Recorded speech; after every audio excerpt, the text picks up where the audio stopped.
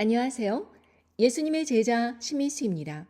오늘 이 시간에는 당신은 반딧불인가 별인가 이 제목을 놓고 여러분과 함께 말씀을 나누겠습니다.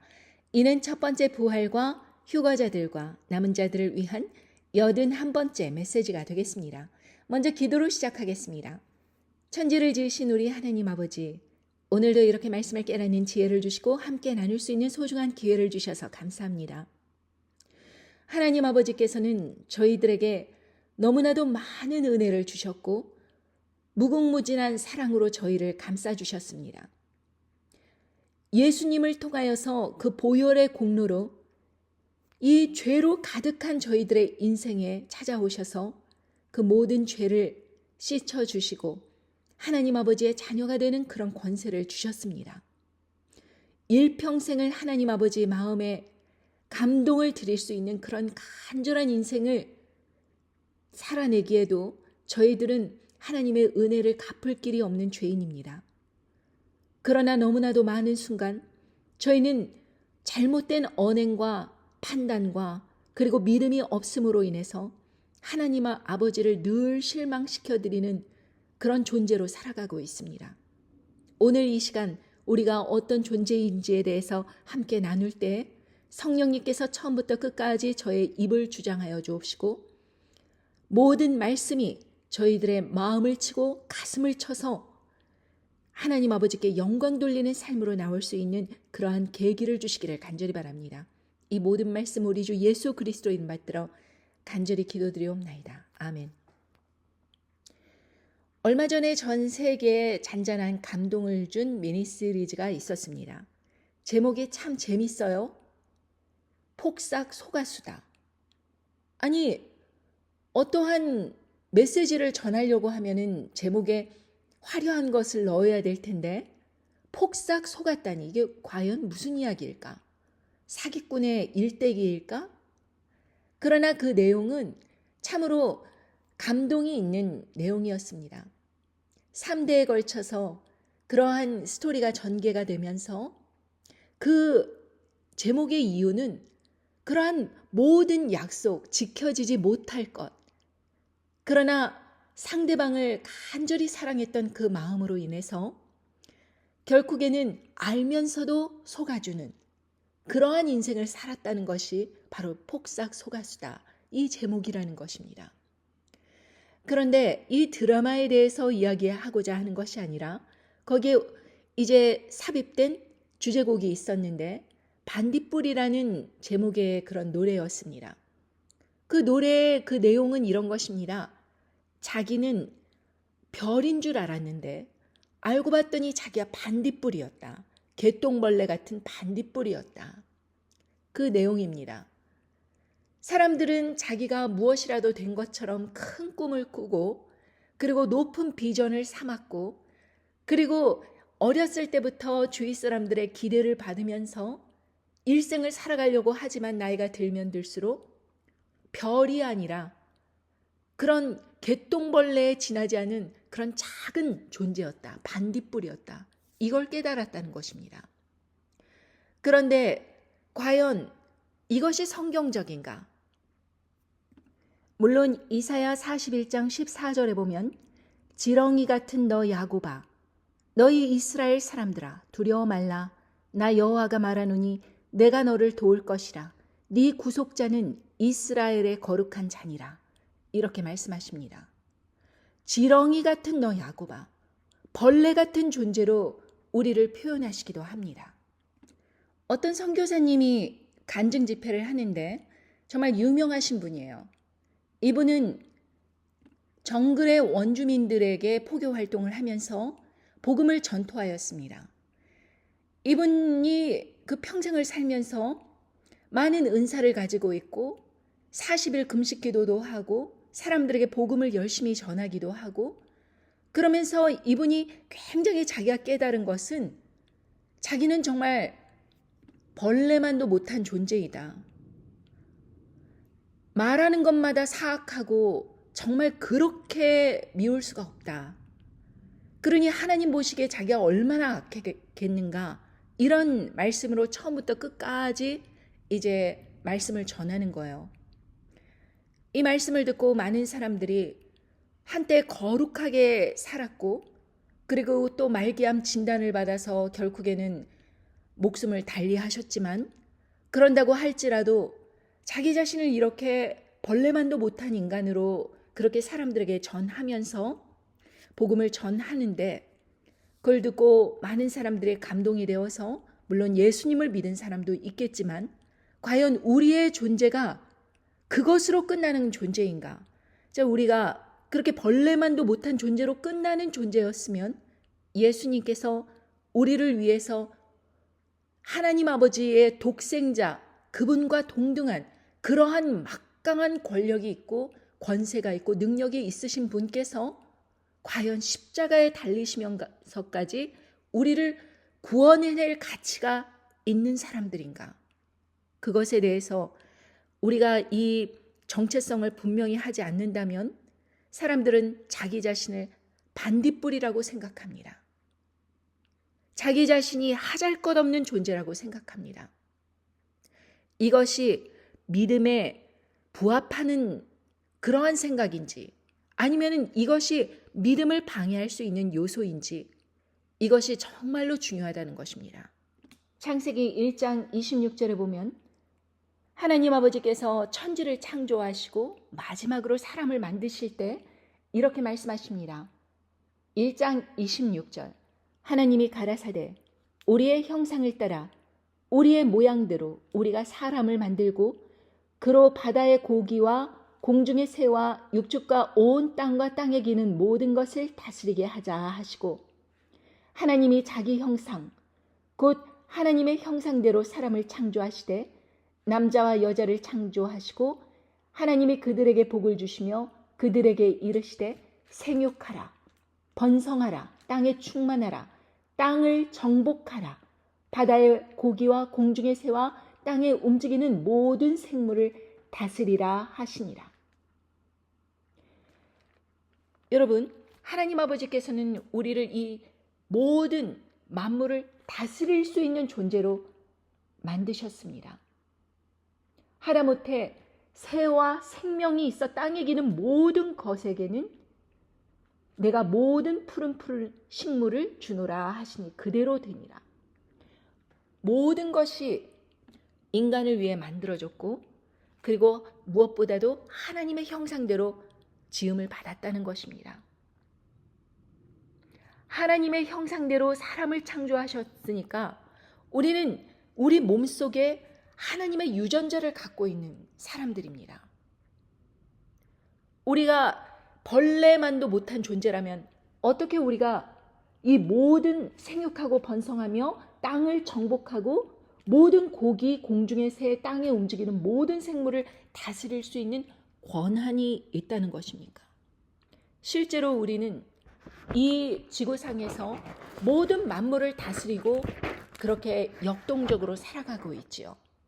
이 인류에 대해서 하나님 아버지께서는 하나님의 생명을 가진 자들을 지키시려고 하고 사단 마귀는 이 땅에서 하나님의 생명을 가진 자들을 말살시킴으로 인해서 자기가 소유권을 인정해달라 이렇게 하나님을 대항하려고 하고 이 영적인 싸움이 계속해서 벌어지는 세상입니다.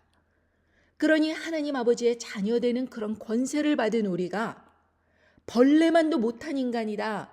죄로 가득해서 쓰잘데기 없는 그런 사람들이다. 이런 식으로 말하는 것은 너무나도 심각한 자기 비하가 아닐 수 없습니다. 이 모든 세상에서 가장 귀한 것은 우리 눈에 보이는 게 아닙니다. 여러분, 천국에 대해서 누가복음 17장 20절에서 21절에 보면 바리새인들이 하나님의 나라가 어느 때에 임하나이까 묻거늘 예수께서 대답하여 이르시되 하나님의 나라는 볼 수 있게 임하는 것이 아니요 또 여기 있다 저기 있다고도 못하리니 하나님의 나라는 너희 안에 있느니라. 여러분, 천국이 우리 안에 있다는 것입니다. 성령님 안에서 거듭난 사람들이 천국을 품고 있다는 거예요.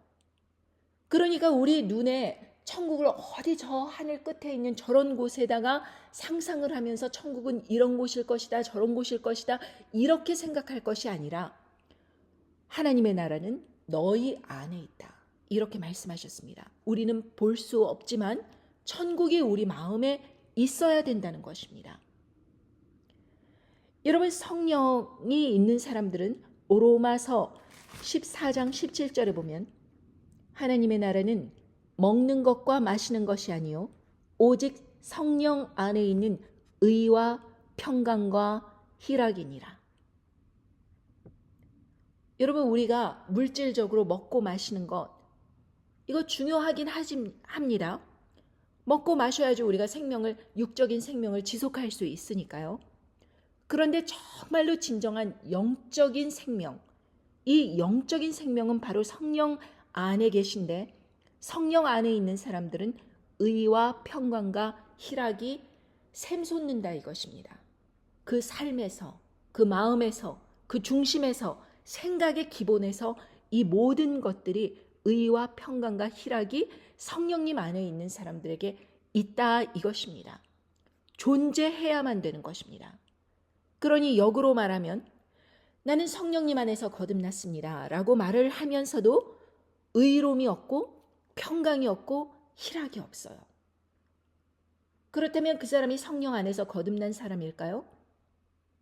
어떤 아주 세상에서 엄청난 일을 한 선교사, 목사가 있습니다. 그런데 나오는 말마다 저주의 말이 나오고 괴로움의 말이 나오고 심지어는 하나님을 모독하는 말까지 합니다. 하나님은 자기를 실망시키는 존재이다. 이런 이야기까지 해요. 그런데 아주 선수이다. 그러면 사람들이 그 얘기를 듣고 웃어요. 왜? 자기 인생에서도 실망스러운 일들이 많거든요. 그러니까 너무 동감이 되는 것입니다. 아, 저 사람도 그렇게 느끼는구나. 저렇게 훌륭한 일을 한 사람도 그렇게 느끼는구나. 라고 생각을 하면서 공감을 하는 것입니다. 그런데 저는 공감을 할 수 없는 거예요. 왜? 저의 안에는 분명히 어두움이 있었고 정말 끝없는 불안과 걱정 때문에 정말 마음이 침체되어 있던 사람인데 예수님을 만남으로 인해서 내 안에 의로움, 평강, 희락, 이것이 존재한다는 걸 제가 알기 때문에 여러분들에게 간증할 수 있는 것입니다. 그러니 생명이 없는 사람들은 얼굴이 어둡고 항암 치료나 이런 것 때문에 그럴 수도 있겠지만 그냥 계속해서 고분분투를 하는 거예요. 40일 금식기도 하고 뭔가 방언 기도를 해야 되고 뭔가 사람들을 능력 있게 고쳐야 되고 병을 고치게 해야 되고 귀신을 쫓아야 되고 막 이런 능력이 막 샘솟아 나야 되는데 그런 게 보이지 않는다. 그럼 사람들이 자기를 무시하면 어떡하나. 뭔가 짠하고 보여줘야 되는데 내가 하나님의 사람이다 라고 짠하고 보여줘야 되는데 그런 능력이 흘러나오지 않는다 라는 것 때문에 나무 뿌리를 붙잡고 흔들면서 능력 달라고 괴로워하는 것입니다. 실체를 얻고자 하는 거예요. 눈에 보이고 사람들도 인정해주고 확실하다 하는 것, 그것을 받고 싶은 것입니다. 그런데 사실은 우리가 그런 것을 받는다 한들 생명이 없다면 아무런 소용이 없는 것입니다. 여러분, 사단 마귀에게 붙잡힌 사람들도 어떠한 마술을 부리고 정말 사람들이 깜짝 놀랄 만한 그런 기적적인 역사 할 수 있습니다. 그런데 그 사람들 안에 없는 게 무엇이냐? 성령님이 안 계세요. 의로움, 평강, 희락, 이것이 없다는 것입니다. 이것이 존재해야 되는데 요한복음 8장 12절에서도 보면 예수께서 또 말씀하여 이르시되 나는 세상의 빛이니 나를 따르는 자는 어두움에 다니지 아니하고 생명의 빛을 얻으리라. 이렇게 말씀하셨습니다. 그러니까 그 사람의 삶에서 생명의 빛이 있어야 돼요. 자기가 어두움에 다니고 마음속에 시기, 질투, 근심, 걱정, 불안, 괴로움, 복수 이런 것들이 가득 차 있으면 어떻게 생명의 빛이 드러날 수 있다는 것입니까? 사람은 속일 수 있죠. 그런데 문제는 하나님을 속일 수 없다 이것입니다. 여러분, 하나님을 속인다는 것은 자기가 실체로 그것이 없는데도 불구하고 사람들에게 있다 이렇게 이야기를 하면서 속여서 그렇게 속이면서 사람들을 미혹할 수 있습니다. 그런데 하나님 아버지께서는 이 실체를 보시거든요. 우리 안에 어떤 존재가 있는가라는 것을 볼 수 있거든요. 하나님께서는 그 사람 안에 천국이 있는가? 하나님께서는 그 사람 안에 성령님이 있는가? 이걸 보실 수 있기 때문에 천국에 들이실 사람, 지옥으로 갈 사람 이미 아시는 것입니다. 천국의 자녀, 하나님의 자녀, 아니면 사단의 자녀인가? 이게 보이시는 것입니다. 그러니 거룩한 채 하면서 하나님의 자녀를 막 괴롭히는 종교적 지도자가 있어요. 사람들은 그 사람을 다 엄청난 사람이라고 생각하고 그 사람이 중상모략하는 작은 자를 정말 저 사람은 그 큰 사람을 저렇게 미움을 받았으니 저 사람은 지옥 갈 것이다. 뭐 이런 식으로 사람들은 막말을 짓거려댈 수 있습니다. 그러나 하나님 아버지께서는 그 사람의 실체를 보시는 거예요. 그 종교적 지도자가 아무리 사람들에게 영광을 받고 인정을 받고 칭찬을 받고 존경을 받는다고 할지라도 그 사람 속에 사단이 있는가? 그 사람 속에 성령님이 있는가? 보이시는 것입니다. 여러분 두렵지 않으세요? 사람은 속일 수 있는데 하나님은 속일 수 없는 거예요. 그런데 사람들을 속이다 보니 자기도 스스로 속는 거예요. 자기가 구원받았다. 이렇게 착각을 하면서 말입니다. 그런데요, 예수님께서 성령으로 난 사람에 대해서 힌트를 주세요. 그 사람이 성령님 안에서 거듭났는가 안 났는가 알 수는 없지만 어떠한 그 사람 안에 있는 그런 능력을 봄으로 인해서 느낄 수가 있어요. 그러면서 요한복음 3장 8절에 이런 말씀을 하십니다. 바람이 임의로 불매 네가 그 소리를 들어도 어디서 오며 어디로 가는지 알지 못하나니 성령으로 난 사람은 다 이러하니라. 여러분 바람이 불면 우리는 느끼는 거예요. 이게 확실히 어디서 오는지 어디로 가는지 알 수는 없습니다. 그러나 살랑살랑 그 나뭇잎이 나부끼고 그리고 미풍이 잔잔하게 흐르면서 좋은 향기가 나고 이 모든 것으로 인해서 바람이 부네 이렇게 할 수 있는 것입니다. 그런데 성령님 안에서 거듭난 사람들은 말씀을 통해서 여러분들이 그것을 경험을 하면 이것이 성령님 안에서 나오는 말씀인가? 아니면 이것이 지옥 사단 마귀가 미혹하는 그런 말씀인가? 느낄 수가 있는 거예요. 여러분 제가 여러분들에게 몇 년 전서부터 이제 짐승 정권이 들어설 것이다. 그 전에 핵전쟁이 일어나서 온 세계가 주요 도시들이 불에 탈 것이다. 그것이 한 시간 만에 그렇게 일어나는 사건들이 일어날 것이다. 이런 것을 예언하였습니다. 그렇다면 저는 어떤 표정으로 다녀야 될까요? 저는 그 말씀들을 사람들에게 분명히 전했고 그리고 그런 인생이 저에게도 찾아올 걸 알고 있습니다. 그러면은 걱정 근심으로 가득 차서 그렇게 다녀야 되는 것이 마땅할 것 아닙니까? 그런데 여러분 제가 어저께 아이들과 함께 그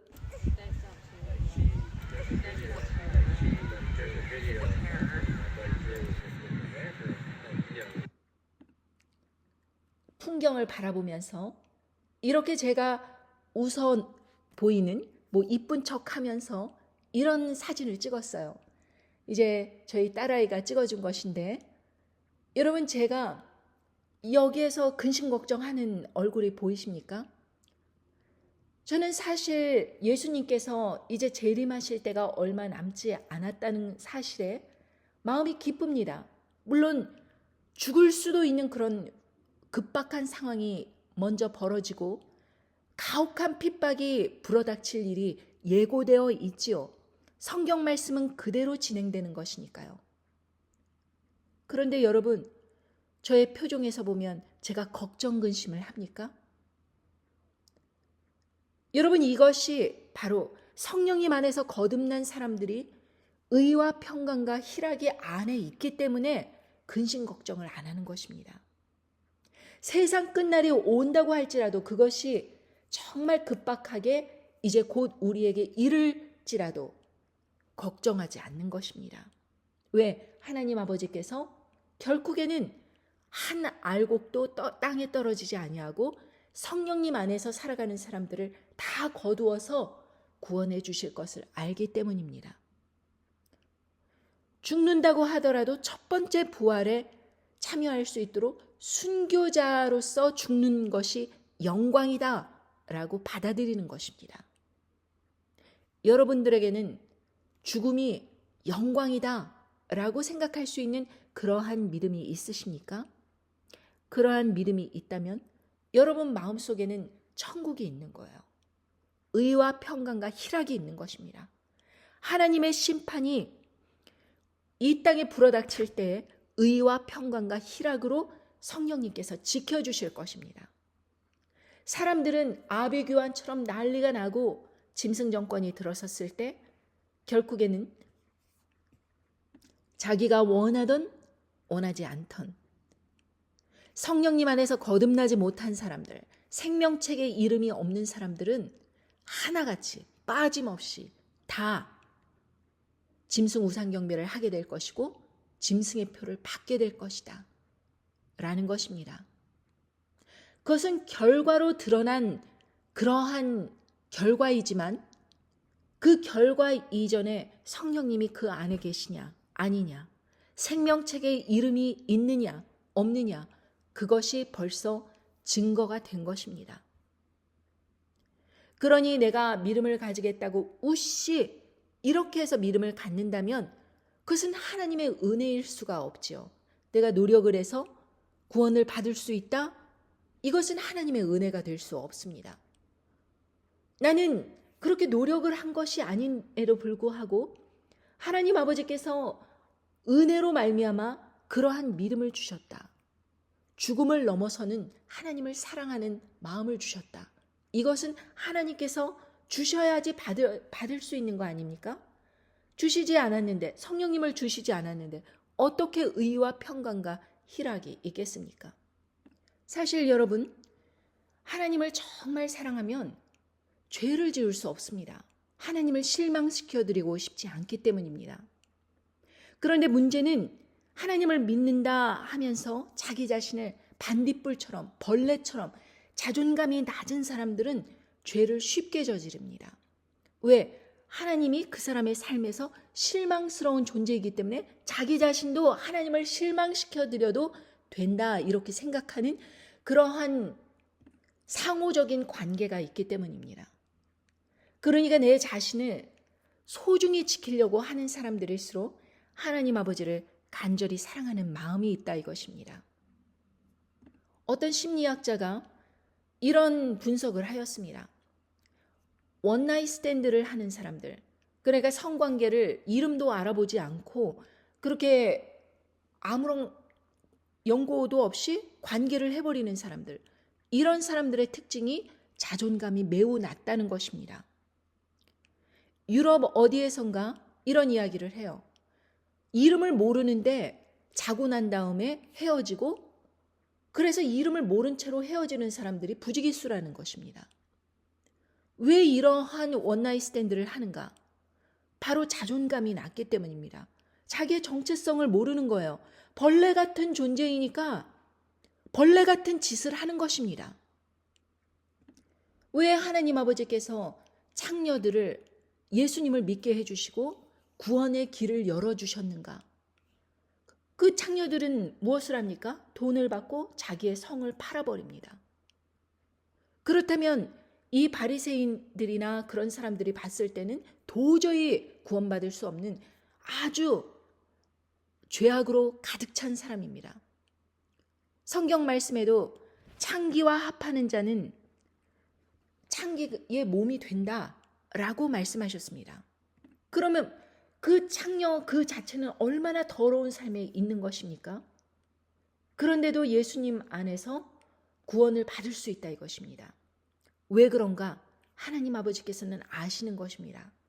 그 사람이 창녀가 된 이유, 그것은 낮은 자존감 때문이었다. 자기의 정체성을 알지 못하는 그런 사람이기 때문이다. 그러므로 인해서 예수님을 만나고 예수님을 진정으로 사랑하면 자기가 하나님의 자녀가 되는 그 고귀한 신분으로 거듭나는 것입니다. 그러니 그때서부터는 자기 몸을 함부로 할 수 없지요. 비록 예전의 몸은 그렇게 더럽혀졌지만 영혼이 새로 거듭남으로 인해서 몸도 깨끗함을 입을 수 있는 기회가 온 것입니다. 그러니 여러분, 이러한 사람들에게도 구원이 임할 수 있다는 것은 바로 우리 내재되어 있는 그 영이 과연 정말 고귀한 영인가? 아니면은 벌레만도 못한 그런 하찮은 존재로 그렇게 여김을 받는 더러운 존재인가? 이것을 여러분들이 깨달아야 한다 이것입니다. 여러분, 제가 10년 넘게 머시디 벤츠에서 이제 일을 했습니다. 여러분, 벤츠를 보통 입사를 하면은 대부분 모든 동료들이 다 남자예요. 상사도 남자, 동료도 남자, 거기에서 일하는 사람도 남자, 차를 고치는 사람도 남자, 차를 갖고 오는 사람도 남자, 하다못해 고객들도 남자가 대부분이에요. 여러분, 여자가 차를 돌아보면서 막 매장 안 돌아다니는 거 보셨습니까? 대부분 남자들이에요. 남자들이 차를 좋아합니다. 그렇게 저는 남자들에게 다 둘러싸여 있고, 동료들이 웬만한 영화배우보다 잘생겼습니다. 키도 크고 훤칠하고 양복 쫙 입고. 그러니 얼마나 제가 홍일점으로 사람들에게 관심을 받았겠습니까? 손님들도 저를 찾아오면 좋은 옷을 입고 차 잘 멋있는 거 2억 3억짜리 그런 거 뽑아가면서 인정받기를 원합니다. 멋있는 남자라는 것을. 그럼에도 불구하고 저는 아무런 구설수 하나 나지 않았습니다. 스캔들 하나 나지 않았어요. 왜 그랬습니까? 하나님 아버지를 사랑하니까 제 존재의 가치가 누군지를 아는 것입니다. 제가 남편을 너무나도 사랑해서요? 아닙니다. 남편에게 눈이 이렇게 뒤집혀서 남편이 너무 훌륭해 보이고 사랑스러워서요? 아닙니다. 솔직히 말하면 저희 남편은 참으로 실망스러운 그러한 존재입니다. 예를 들면 조금 아까 전에도 이제 말씀을 전하기 전에 제가 이제 꽃을 말린 거를 장미를 갖다가 예쁘게 이렇게 해서 벽에다 이렇게 걸어 놓았어요. 그러면서 남편에게 물어보았습니다. 이거 너무 예쁘지 않아? 그러면은 보통 남편들은 어떻게 얘기합니까? 그거 참 이쁘네. 그러고 지나갈 거 아닙니까? 그런데 저희 남편은 이렇게 대답해요. 야, 집 팔 건데 그거 왜 거기다 붙여? 여러분, 생각을 해보십시오. 집을 팔려는 마음도 없습니다. 뒤에는 쫙 들판이 보이는 이 넓은 마당, 그리고 넓은 주차장, 창문이 여기저기 있는 큰 집, 팔 마음도 없습니다. 그럼에도 불구하고 그냥 제가 예쁘게 이렇게 집을 꾸미려고 하면은 그거를 갖다가 실망시켜 주는 거예요. 그러니 말 한마디 한마디가 참으로 실망스럽습니다. 그럼에도 불구하고 제가 이 결혼 생활을 30년 넘게 별 탈 없이 어디에 가면 산책 같은 데 가면 손잡고 이렇게 갈 수 있는 이유는 제 마음속에 사랑과 평강과 의와 희락이 있기 때문입니다. 그냥 용서하고 말아야지 어떡하겠습니까? 그래 하나님 아버지께서는 저를 그 천국의 소망을 간절히 붙들어 두시기 위해서 주위 사람들을 참 실망스러운 사람들을 널리 포진해 두셨어요. 가까이에도 멀리에도. 그래서 세상을 더 사랑하지 않도록. 저는 이것을 알기 때문에 하나님 아버지께 정말로 감사합니다. 하나님 아버지보다 더 사랑하는 존재가 이 세상에는 어느 누구도 없어요. 자식이라고 할지라도 저는 자녀한테 이렇게 교육했습니다. 보통 여러분 아이가 입을 띄면은 엄마, 아빠 이런 거 가르치고 서로 사랑해 뭐 이런 거 가르치지 않습니까? 그런데 저는 예수님 복음을 전했어요. 그리고 엄마를 사랑해. 엄마가 제일 좋아. 이러면은 정정해 주었습니다. 아니다. 너는 하나님 아버지를 더 사랑해야 돼. 예수님을 더 사랑해야 돼. 엄마는 있다가도 없을 수 있는 존재이지만 예수님은 늘 너와 함께 하는 분이시기 때문에 넌 예수님을 더 사랑해야 돼. 하나님 아버지를 더 사랑해야 돼. 그렇게 이야기를 해주면서 성령님께서 너 안에 계시다는 것을 계속 말씀으로 전해 주었습니다. 그래서 저희 아이들은 항상 우선순위가 하나님 아버지를 제일 사랑하고 그 다음에 엄마, 뭐 그 다음에 누구 이런 식으로 나갑니다. 여러분 이것이 우리의 존재 이유입니다. 우리 존재 가치예요. 우리가 하나님 아버지를 사랑할 때 이 사랑이 결국에는 우리를 진리 가운데로 인도합니다. 요한복음 8장 32절에 뭐라 그러십니까? 진리를 알지니 진리가 너희를 자유롭게 하리라. 여러분 진리가 있을 때 자유로운 거예요. 내가 이것을 해야 되나 말아야 되나. 예수님 안에 진리가 있는 사람들, 성령님 안에 거하는 자들은 무엇을 하든지 그 핵심이 하나님 아버지를 가장 사랑하는 그 표현이 어떤 것일까라는 것에 집중이 돼 있다 이것입니다. 성령님이 없는 사람들은요, 거듭나지 않은 사람들은 늘 하나님을 실망시키는 말들과 언행으로 가득 차 있어요. 남들에게 복음을 전한다고 하더라도 무슨 학구적인 이야기를 합니다. 무슨 칭의 뭐 이런 것을 아주 자세하게 그러한 무슨 헌법 교과서 같은 이야기들을 합니다. 생동력 있고 감동적이고 신나고 재미나는 그러한 성경 말씀을 전하는 것이 아니라 그냥 죽어서 바싹 해버린 그러한 몸이 건조한 이야기를 합니다. 그래서 그 사람들 안에는 생명이 없는 거예요. 말씀 안에 생명이 없다 이것입니다. 여러분 성령님을 근심하게 하는 사람들은 결국에는 하나님 아버지의 말씀을 받았고 성령님 안에서 거듭났다 이렇게 이야기를 하면서도 그렇게 끊임없이 죄를 저지르는 사람들은 에베소서 4장 30절에 뭐라 그러시냐 하면 하나님의 성령을 근심하게 하지 말라. 그 안에서 너희가 구원의 날까지 인치심을 받았느니라. 여러분 성령님 안에서 인치심을 받았대요. 하나님 아버지를 떠나지 않는 이상 그 사람이 끝까지 구원을 이룰 수 있는 것입니다. 하나님 아버지께서 그 사람을 사랑하시기에 인을 치신 거예요. 이 사람은 내 것이다. 이렇게 사단 마귀가 뺏어가지 못하도록 소유권을 분명히 하셨다 이것입니다. 하나님 아버지께 속한 자로. 그런데 문제는 자기가 성령님 안에서 거듭났다 그러면서 죄악의 유혹으로부터 벗어나질 못해서 결국에는 하나님을 저버리고 타락을 선택하는 거예요. 그렇게 이인을 치셨는데 성령님 안에 거하셨는데 그렇게 죄악이 좋아서 타락된 길로 선택하여 갔다. 그리고 자기는 언제든지 돌아올 수 있다라고 생각하지만 그렇게 되지 않는다 이것입니다.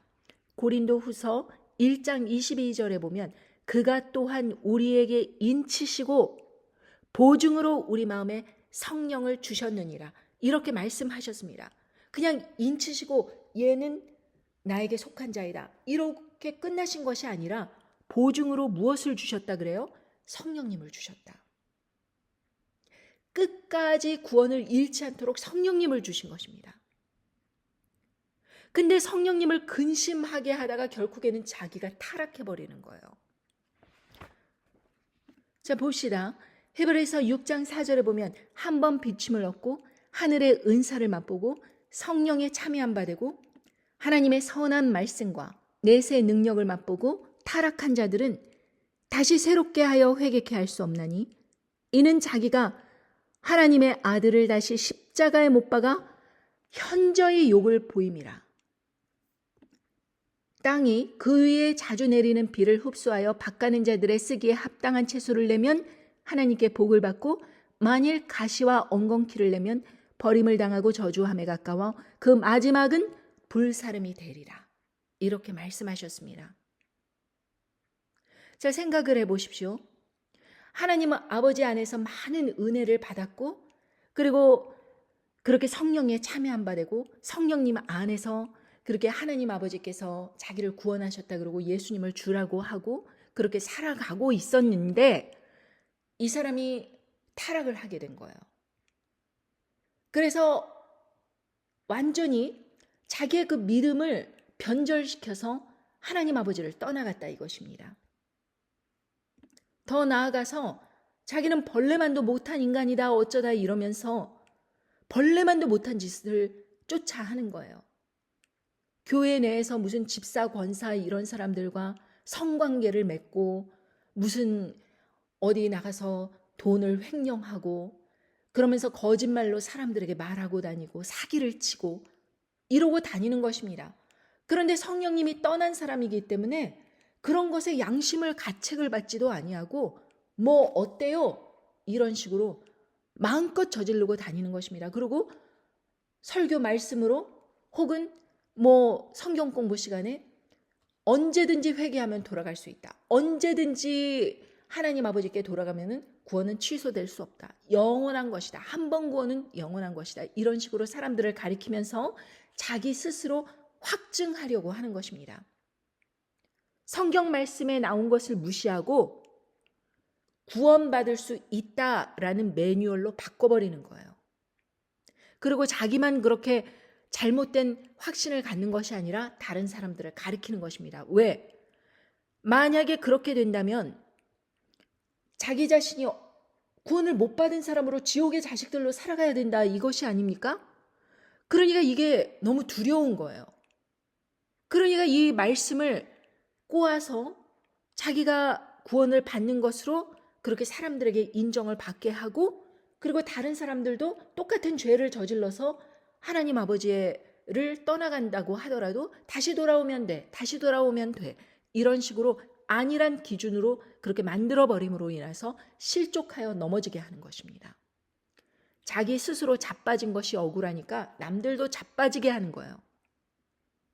그럼 그 사람이 그렇게 남들을 실족하게 하는데 앞에 나서서 실족하게 하는데 그 사람이 사단의 자식입니까?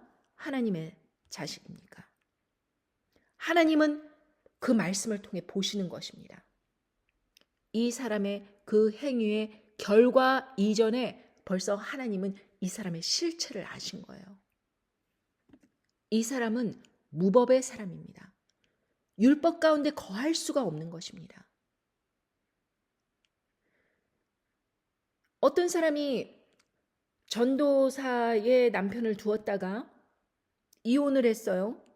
그리고 자기는 이제 열심히 예수님을 섬긴다 뭐 이러고 하면서 자기도 전도사로 뭐 이렇게 사람들을 가리키기도 하고 그러다가 이제 마음이 맞지 않아서 이혼을 했는데 이제 다른 목사랑 재혼을 했습니다. 그냥 이혼하고 재혼한 거예요. 그러면서 이제 온라인으로 사람들을 가르쳐요.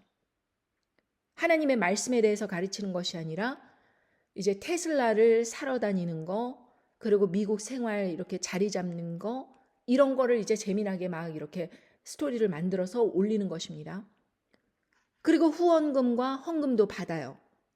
말씀도 전하지 않는데 이제 자기가 목사들이기 때문에 받는 것입니다. 돈을 받는 거예요. 이 사람이 사단의 자식입니까? 아니면은 하나님의 자녀입니까? 이혼하고 재혼하고 예수님을 믿는다고 이러고 하면서 회개하지도 아니하고 뭐 이런 식으로 자기 잘 산다 이러면서 사람들에게 자랑을 하는데 사람들도 그냥 항상 웃는 얼굴이고 하하호 이러고 있으니까 구독자도 많고 마음이 편해. 일단 보면 자기들과 비슷한 수준이거든요. 그러니까 그 사람들처럼 살아도 되는 거가 보다. 그렇게 이혼하고 재혼하고 그렇게 사는 거 괜찮은가 보다. 이렇게 생각을 하면서 많이 따라가는 것입니다. 여러분, 결코 우리가 성령님 안에서 거듭난다고 하는 것은 하나님의 말씀이 우리 가운데 거해야 돼요. 우리의 마음속에 하나님의 말씀이 기억나고 생각나고 계속해서 그 말씀이 묵상하는 생각들이 연이어져야 된다 이것입니다. 히브리서 8장 10절에 보면 또 주께서 가라사대 그날 후에 내가 이스라엘 집으로 세울 언약이 이것이니 내 법을 저희 생각에 두고 저희 마음에 이것을 기록하리라. 나는 저희에게 하나님이 되고 저희는 내게 백성이 되리라. 또 각각 자기 나라 사람과 각각 자기 형제를 가르쳐 이르기를 주를 알라 하지 아니할 것은 저희가 작은 자로부터 큰 자까지 다 나를 알미니라. 내가 저희 불의를 긍휼히 여기고 저희 죄를 다시 기억하지 아니하리라 하셨느니라. 새 언약이라 말씀하셨음에 첫 것은 낡아지게 하신 것이니 낡아지고 쇠하는 것은 없어져 가는 것이니라. 우리들의 그 삶 속에, 마음 속에, 생각 속에 하나님 아버지의 말씀이 계속해서 샘솟듯 일어나야 된다 이것입니다. 그런데 문제는 무엇이냐? 말씀이 생각나지 않고 말씀이 살아 움직이지 않는 그러한 인생들로 살아가고 있다 이것입니다. 왜 그럴까요? 저는 가장 심각한 문제를 말씀을 전한다 하는 자들의 그런 외식하는 말씀 때문에 사람들의 생명이 일어나지 못한다 이렇게 생각합니다. 여러분, 저는 저희 남편과 비교해서 저는 하나님의 말씀을 아침마다 읽고 기도하고 묵상하고 생각하고 이런 것을 꾸준히 지난 30년 동안 계속해 왔습니다. 반면 저희 남편은 그냥 교회 가서 그 목사가 전해주는 이야기 듣고 그 말씀 듣는다 하고 교회 왔다 갔다 하는 게 전부예요. 그러니까 저희 남편의 삶에서는 말씀이 살아 움직이지를 않는 것입니다. 그래서 제가 이런 예를 들었습니다. 여러분, 우리도 살아가면서 동맥경화라든가 콜레스테롤이라든가 블러드 프레셔리 하이하다든가 이런 고혈압 같은 이런 문제들 겪지 않습니까? 왜 그렇습니까? 잘못된 음식 때문입니다. 그런 음식들이 MSG가 많고 그렇게 가공된 그런 것들이 많고 달고 짜고 맵고 막 이런 오감을 자극하는 그런 먹을 것인데 먹고 나면 우리의 몸에 도움이 되는 게 아니고 쌓이면서 독극물로 드러나는 것입니다. 그런데 입에서는 짝짝 붙는 거예요. 그러니 건강한 채소라든가 그렇게 자연에서 올게닉으로 이렇게 자라난 그런 것을 먹으면 맛이 없어지는 것입니다. 그런데 같은 먹거리를 하나님 아버지의 말씀 안에서 싱싱한 채소를 먹듯이 하나님 아버지 말씀에서 그대로 섭취하고 그대로 생활하고 그것에 귀가 있고 그것에 눈이 가고 이렇게 해보세요. 그러면 그 사람의 영적인 건강이 얼마나 뛰어나겠는가 이것입니다.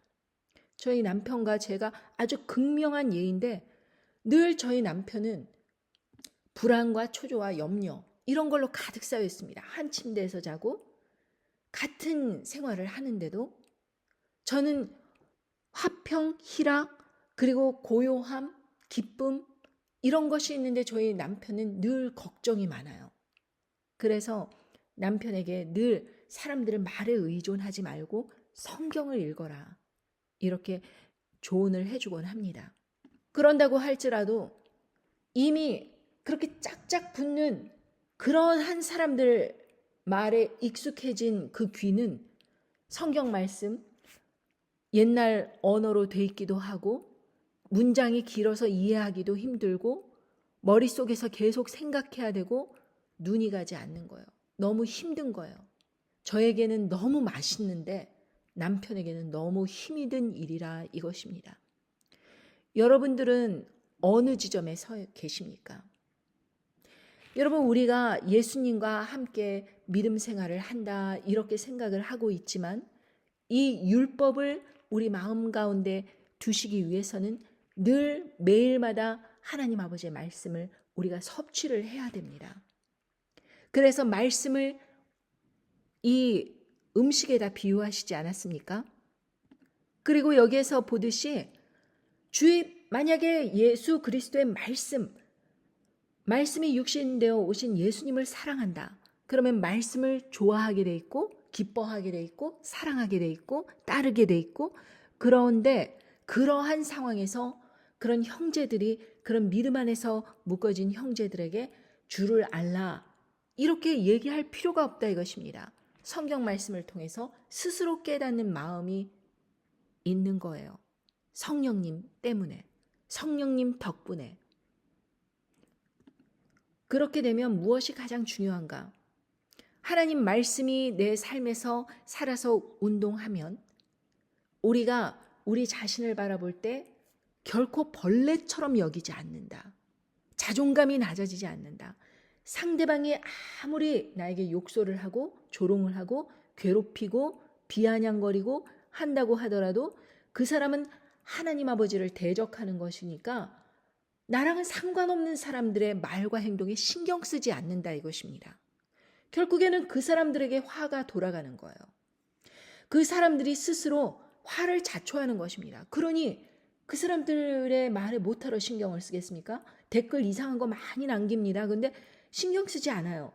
그런데 하다 보니까 그런 안 좋은 댓글이 완전히 사라져 버려요. 왜? 자기들의 인생에서 안 좋은 일이 생기니까 하나님의 사람을 대적하니까 내게 안 좋은 일이 생기네. 그러고 멈춰버려요. 그리고 떠나간 사람들이 수다해요. 지네들도 아는 것입니다. 그래봤자 지 인생만 더 피곤하구나. 지가 더 저주를 받는구나. 아는 것입니다. 그러니까 그 사람들의 말에 나를 왜 판단을 하느냐고요. 다른 사람들의 잣대로 왜 나를 보느냐고요. 나도 나의 잣대로 나를 보지 않는다 이것입니다. 고린도전서 4장 2절에 보면 그리고 맡은 자들에게 구할 것은 충성이니라. 너희에게나 다른 사람에게나 판단받는 것이 내게는 매우 작은 일이라. 나도 나를 판단치 아니하노니 내가 자책할 아무것도 깨닫지 못하나 그러나 이를 인하여 의롭다 함을 얻지 못하노라. 다만 나를 판단하실 이는 주시니라. 내가 예를 들면 자책할 것이 아무것도 없어요. 그러면은 이것 때문에 내가 의롭구나 이렇게 생각하지도 않는다는 것입니다. 사람들 말에 신경 쓰지도 않고 조롱에 신경 쓰지도 않고 또 내가 스스로 나를 자책하지도 않고 그렇다고 해서 내가 아무것도 잘못하지 않았는데 나 정말 의로운 사람이야 이런 것 때문에 그렇게 교만에 빠지지도 않는다 이것입니다. 결국 판단을 모두 하나님께 맡겨드리는 것입니다. 나는 나로서 사랑받는 존재로서 살아가면 그만. 그것으로 내가 할 수 있는 것은 충성이다. 이렇게 사도 바울이 고백했듯이 우리들에게도 하나님 아버지를 사랑하는 그 마음으로 충성하는 마음으로 하루하루를 살아가면 된다 이것입니다. 그 다음 절에 이런 중요한 말씀을 하십니다. 고린도전서 같은 장 4장 다음 절 5절부터 보면 그러므로 때가 이르기 전 곧 주께서 오시기까지 아무것도 판단치 말라. 그가 어두움에 감추인 것들을 드러내고 마음의 뜻을 나타내시리니 그때에 각 사람에게 하나님께로부터 칭찬이 있으리라. 형제들아 내가 너희를 위하여 이 일에 나와 아볼로를 가지고 본을 보였으니 이는 너희로 하여금 기록한 말씀밖에 넘어가지 말라 한 것을 우리에게 배워 서로 대적하여 교만한 마음을 먹지 말게 하려 함이라. 그러니까 이 말씀은 무슨 말씀이냐 하면 예수님께서 재림하실 때 결국에는 모든 것이 드러난다. 누가 하나님 편에 서서 충성된 종인지 누가 하나님을 대적하는 사람이었는지 다 드러난다 이것입니다. 그러니까 하나님께로부터 칭찬을 받는 사람들이 있을 것이고 하나님께로부터 저주를 받는 사람들이 그때에 가면 다 드러날 테인데 왜 미리 걱정을 하고 판단을 하고 이러느냐 이것입니다. 그리고 자기 자신뿐만 아니라 아볼로 이렇게 주의 사역을 하는 사람들 이렇게 본을 보였는데 이런 사람들이 맞다 어쩌다 이 사람 파다 저 사람 파다 이러지도 말라는 것이 기록한 말씀밖에 넘어가지 말라. 기록한 말씀 그것이 가장 중요한 것이고 그 밖을 넘어가서 이 사람이 옳으냐 저 사람이 옳으냐 이렇게 본을 받자 이러면서 쓸데없는 것으로 사람들의 인간적인 마음으로 이것저것 서로 대적하고 교만한 마음 먹어갖고 무슨 파 이렇게 갈리는 그런 일 하지 말라. 그거 다 기록한 말씀 바깥으로 넘어가는 것이다 라고 말씀해 주시는 것입니다. 그러니까 우리가 이제 하나님 아버지의 심판대가 가까이 왔고 그리고 멸망에 가증한 것이 거룩한 곳에 섰다. 이 거룩한 곳은 바로 하나님 아버지의 성전이 있는 곳, 그곳이 거룩한 곳이다 라고 말씀을 드렸습니다. 자, 고린도전서 3장 13절에서부터 뭐라 그러십니까? 이 말씀과 연이어서 같은 맥락으로 말씀하십니다. 각각 공력이 나타날 터인데 그 날이 공력을 밝히리니 이는 불로 나타내고 그 불이 각 사람의 공력이 어떠한 것을 시험할 때임이니라. 만일 누구든지 그 위에 세운 공력이 그대로 있으면 상을 받고 누구든지 공력이 불타면 해를 받으리니 그러나 자기는 구원을 얻되 불 가운데서 얻은 것 같으리라. 너희가 하나님의 성전인 것과 하나님의 성령이 너희 안에 거하시는 것을 알지 못하느뇨? 누구든지 하나님의 성전을 더럽히면 하나님이 그 사람을 멸하시리라. 하나님의 성전은 거룩하니 너희도 그러하니라. 자, 이 마지막 때에 이 불과 같은 시험이 이제 곧 닥칠 때 공력이 나타난다 이것입니다. 공력이 불에 타면 결국에는 자기가 해를 받는 거예요. 근데 공력이 그대로 있으면 구원을 얻는 것입니다. 그런데 공력이 불에 타면은 해를 받기는 하지만 구원이 없어지느냐? 그것은 아닙니다. 불 가운데서 얻은 것 같이 구원은 있지만 공력이 상급이 없다 이것입니다. 그러니까 우리가 이 공력이 그대로 있으면 상을 받는 거예요. 우리의 믿음이 그대로 유지가 되고 있으면 상을 받는 것입니다. 그런데 우리의 믿음이 그대로 유지된다는 것은 결국 무엇이냐? 짐승 정권이 들어섰을 때 짐승 우상 경배하고 짐승의 표를 받게 하려고 할 때 거기에 절대적으로 참가하지 않고 끝까지 저항하면서 끝까지 내 몸을 지키는 것, 이것이 공력이 그대로 있고 그리고 이 때를 위해서 준비한 것이 그대로 그 마지막 때를 위해서 노아의 방주가 이제 노아가 들어가서 끝까지 자기 가족들을 보존을 했듯이 그때를 대비해서 공력을 쌓듯이 준비를 해온 사람들은 상을 받는다 이것입니다. 그런데 어떤 사람들은 아무런 준비가 안 돼 있어요. 그리고 불타버립니다. 목숨만 간신히 이렇게 하면 불 가운데서 얻은 것 같이 구원은 얻을 수 있다 이것입니다. 해를 받는다는 건 그 가운데 불 가운데서 핵전쟁이 일어나서 불 가운데 죽을 수도 있다 이것입니다. 그런데 그 사람 공로 없다 이것입니다. 여러분 생각을 해보십시오.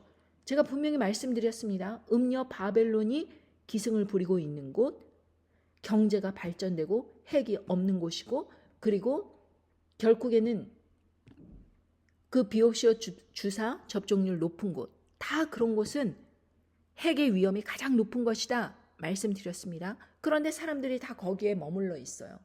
믿지 않는 것입니다.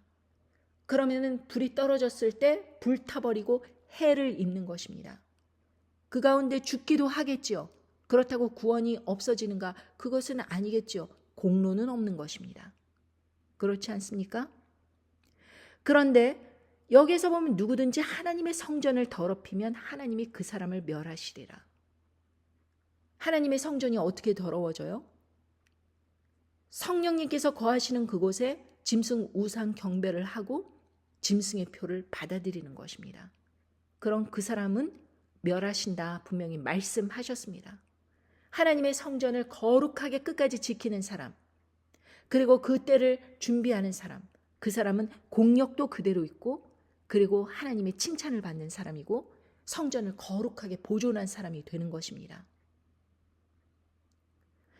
그러면서 아무도 자기를 속이지 말라. 너희 중에 누구든지 이 세상에서 지혜 있는 줄로 생각하거든 미련한 자가 되어라. 그리하여야 지혜로운 자가 되리라.